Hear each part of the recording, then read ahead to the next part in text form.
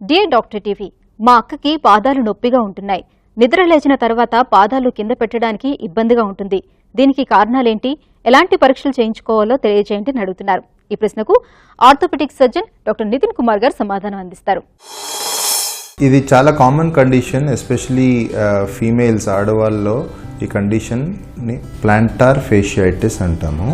అంటే ప్రొద్దున లేవగానే కొంచెం సేపు రెస్ట్ తీసుకున్న తర్వాత ఇమీడియట్గా లేవగానే ఫస్ట్ ఫ్యూ స్టెప్స్ నడిచేటప్పుడు చాలా పెయిన్ఫుల్గా ఉంటుంది.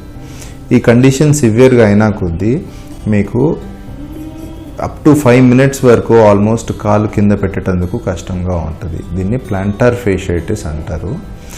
బోన్ స్పర్ లాంటిది ఒకటి ఫామ్ అవుతుంది మీ మడిమెల్లలో. ఎక్స్రే చూస్తే అది బోన్ స్పర్ లాంటిది కనిపించచ్చు. దీనికి సొల్యూషన్ ఏంటి అంటే, దీనికి జనరల్గా సాధారణంగా సర్జరీ సొల్యూషన్ కాదు. సర్జరీ లేకుండానే ట్రీట్ చేసినందుకు ట్రై చేయాలి. ఫస్ట్ ఏంటి అంటే ఫుట్వేర్ మోడిఫికేషన్స్, మెత్తటి చెప్పులు ఇంట్లో బయట వాడడం స్టార్ట్ చేయాలి. బేర్ ఫుట్ చెప్పులు లేకుండా నడవడము అవాయిడ్ చేయాలి కంప్లీట్గా. సెకండ్ థింగ్, ఫిజియోథెరపీ ఒకటి చాలా హెల్ప్ఫుల్ ఉంటుంది. ఫిజియోథెరపీ దగ్గరికి వెళ్ళి అల్ట్రాసౌండ్ థెరపీ తీసుకుంటే కూడా దీనికి సొల్యూషన్ తీసుకోవచ్చు.